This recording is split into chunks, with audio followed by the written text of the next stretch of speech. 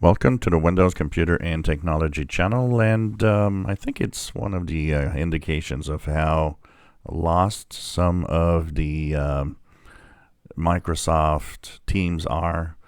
Windows 10, we go back in June. There was an announcement that Windows 10 is getting a beta channel for the insiders. Now, there was only a release preview before, and they added a beta. And we thought, well, why are you doing this for Windows 10, especially now that there's less than a year before it ends?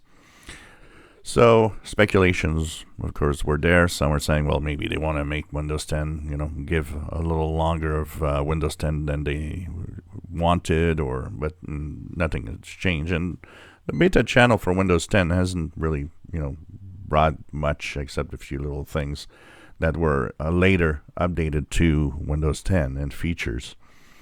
Now, if you go to the Windows 10, you still have it now, but we're getting the last build for those that are on beta channel because the beta channel is shutting down.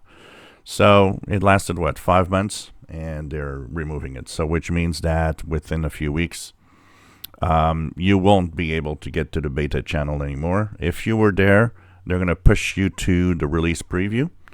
And if you want, you can actually go to the release preview by yourself also and change that if you want. So gone is the beta channel. And now the next question will be, when will release preview be also gone? As at some point, Windows 10 will be completely removed from the Windows Insider program. For sure. Could they keep the release preview even for testing the extended features that will have for security?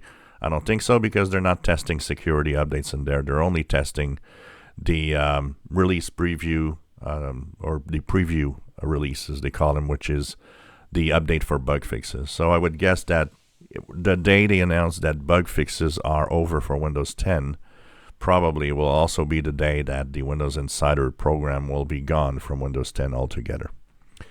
But I don't know. I just don't understand why they revived the beta channel for Windows 10 and they're already shutting it down.